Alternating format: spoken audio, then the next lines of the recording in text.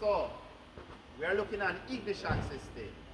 And when we look at ignition system, the first type of ignition system that we have a thing that we call a point and a condenser system, where we have mechanical contact point. But that system is not used anymore. Then, when we move from that, we move on to a thing that we call electronic ignition system. The difference between electronic ignition system and a computer, you will still use electronic devices, but the computer will deal with the advancing and the retarding of the ignition system based on information it gets from things like the mass airflow sensor, the pedal position sensor, the throttle position sensor, the what we call it now, the knock sensor, where they to advance and retard the coolant sensor. So that is a computerized control system. So in our distributor system, the first electronic triggering device would be an inductive pulse system. And an inductive pulse system comprises of how many wires? How many wires? Two wires. And this is fairly straightforward. All you do, you take your multimeter and you measure the ohm of this pickup coil within the inductive pulse system. The other system is what we call a Hall effect sensor, and this is built inside the distributor. You can easily identify the Hall effect system by identifying the shutter wheel.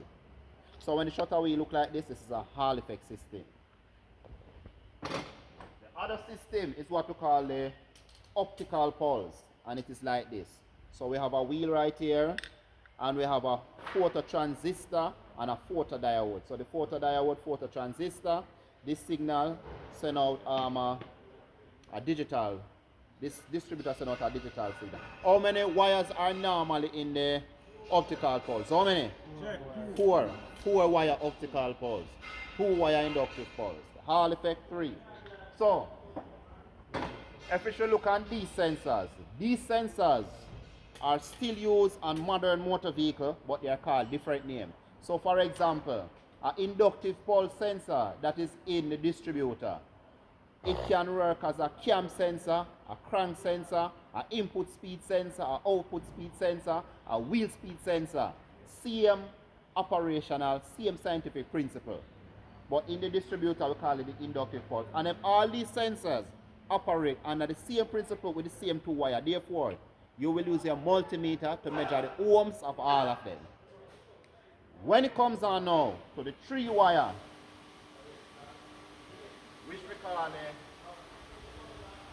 Hall effect. The Hall effect sensor in the distributor, it can use as a cam sensor, it can use as a crank sensor, it can use as a speed sensor, input speed, output speed, and the transmission, and these things. So despite what is used for, it comprises of how many wires? How many wires? 3 wires. So typically, this is generally a Hall effect sensor, all Hall effect sensor, every single one of them. You will have a positive, you will have a negative, and you will have a signal. On the older vehicle, instead of you say 5, you'll say 12. So there are 2 volts, you can get either 5 or 12. For the signal, you can get either 5 or 12. Alright, and when we say signal, it's actually a ground. Alright, so in this particular case, on the 2ARFE, and this is a chassis number, this is a 2017 Toyota Camry.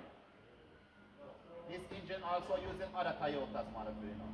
If I remember serving correct, I think this engine was using the RAV4. Good, yeah.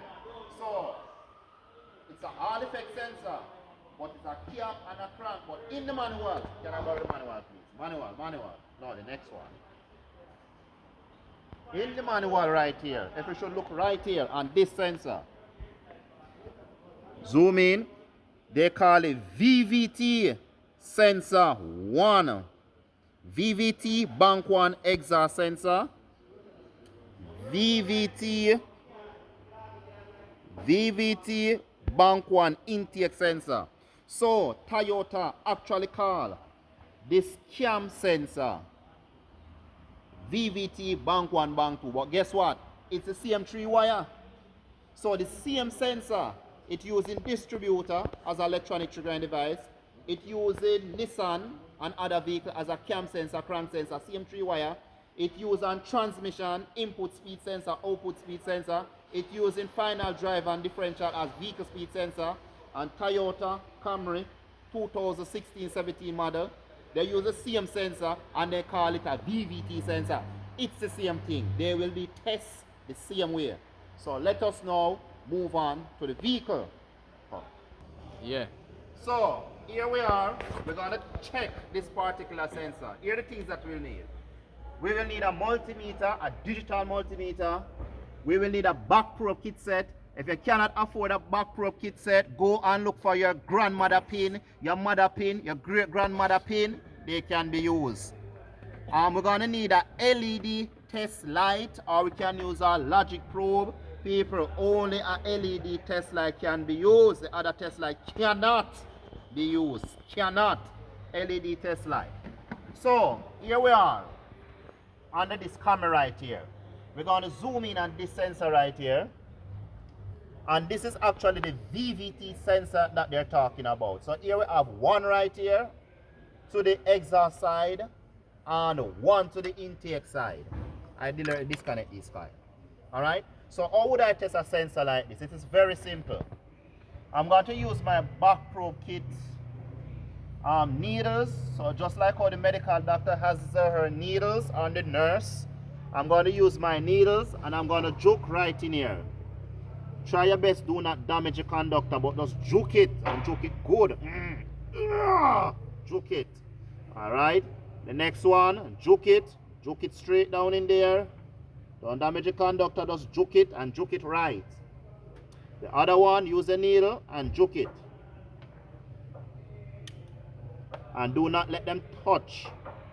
Because if them touch, there's negative consequences. So, oh, I don't like this at all.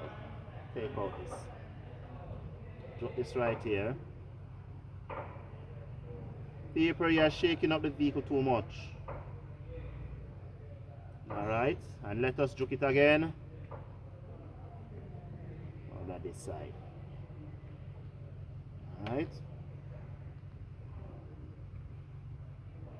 Alright, so we have connected the 3 pin. And the one to the exhaust side is the bank 1. This is the exhaust side. So this one we are working on. If we can see, P represent pink. And pink is a positive.